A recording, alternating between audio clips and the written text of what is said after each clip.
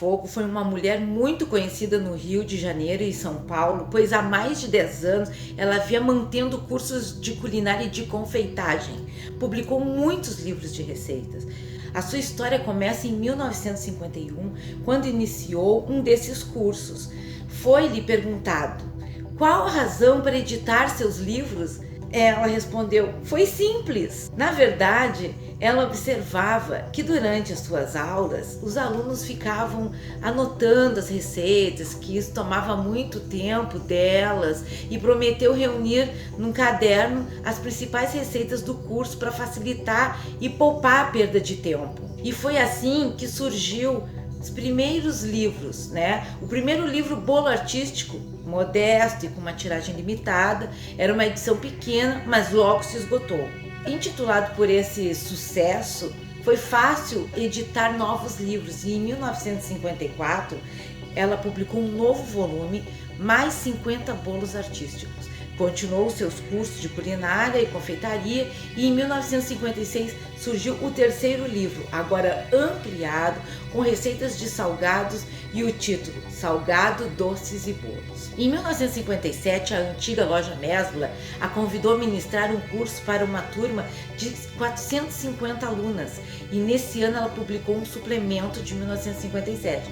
Mas o que mais sucesso e que teve uma grande tiragem foi Prenda Seu Marido Cozinhando. Foi publicado no final de 1959 e em 1960 já se encontrava esgotado. A arte culinária sempre a interessou. Em todos os sentidos, falou que tinha uma vocação e que viu que podia explorar nela a parte artística. Então criou os modelos que apresenta em seus livros. E como Dolores chegou na edição americana, naquela época, os editores nos Estados Unidos eram verdadeiras fortalezas. Para um escritor chegar à publicação de uma obra, principalmente quando não possui um nome já consagrado, tem que passar pelo crivo de várias comissões técnicas e de críticos exigentes. Então a pergunta, como Dolores chegou à publicação do livro The Art of Brazilian Cookery?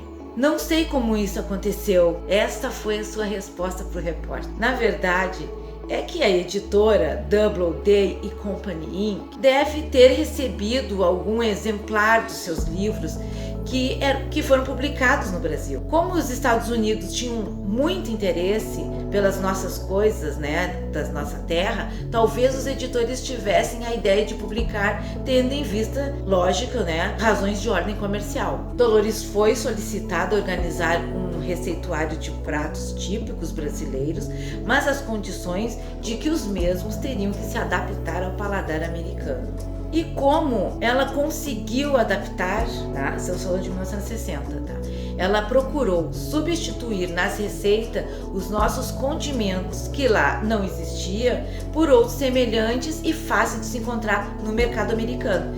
E também adaptou as medidas empregadas na América do Norte, que eram diferentes dos nossos. Um exemplo da substituição de Dolores foi na farinha de mandioca, que lá não se encontrava e era completamente desconhecida. Ela substituiu por farinha de pão torrado, dando o mesmo resultado, inclusive da farofa. Antes do lançamento do livro, ela recebeu um telegrama de congratulações da editora pela pré-venda de 1.900 exemplares no primeiro dia. O livro teve uma grande acolhida e sua tiragem foi esgotada, obrigando seus editores da Double e Company Inc. de Nova York a promoverem uma segunda edição. Dolores Botafogo era simpática, ela falava com desembaraço e conhecia muito bem o ambiente norte-americano. Viajou muito, percorreu vários países da Europa e sempre se preocupou com todos os assuntos referentes à arte culinária. Percorreu a cozinha de vários países que visitou e colocava a cozinha italiana entre as primeiras. Saiu dos principais jornais americanos, onde seu livro era comentado de maneira positiva. Recebeu também uma carta da atriz Mary Martin, que é uma atriz americana, fazia sucesso e fazia musical na Broadway, a felicitando pela publicação do livro. Um livro de ótimo aspecto gráfico, com sobrecapa colorida, representando frutas típicas do Brasil. No prefácio há toda uma explanação da nossa história culinária, do norte e do sul, fala dos nossos costumes, folclore, mapas explicativos dos estados, falando dos produtos de cada região. Um exemplo é o Rio Grande do Sul, que tinha trigo, carne, frutas, vinho, São Paulo com café, o Amazonas a borracha e etc. Para mim, a palavra que define Dolores Botafogo é dedicação.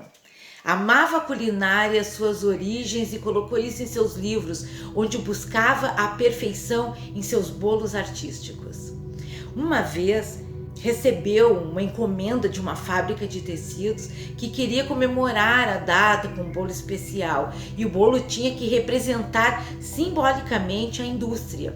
Ela foi verificar em diversas lojas e fábricas como era colocada as peças e os nomes e as características. Ela confeccionou o bolo com extraordinária semelhança com os originais e com altura de 1,5 m. Inacreditavelmente, foi difícil encontrar a história de Dolores Botafogo na internet. Há alguns blogs, mas eram pequenas informações e eu queria mais para poder contar sobre ela. Até que encontrei uma nota no jornal Correio da Manhã, de setembro de 1960. Cheguei também a enviar um e-mail para a assessoria da bailarina Ana Botafogo, porque eu li que elas poderiam ser parentes, e eles me responderam delicadamente que o parentesco entre elas era muito distante e que ela não tinha nenhuma lembrança. Eu fico feliz em ter contado a história incrível da nossa primeira cake designer brasileira. É muita alegria saber que a gente teve uma mulher que se destacou internacionalmente e que infelizmente se tem muito pouca coisa e dados dela na internet ou alguma outra busca que a gente queira se aprofundar mais, a não ser pelos livros, né? Gostou? @Fafepa e YouTube Fabulosa Fabete.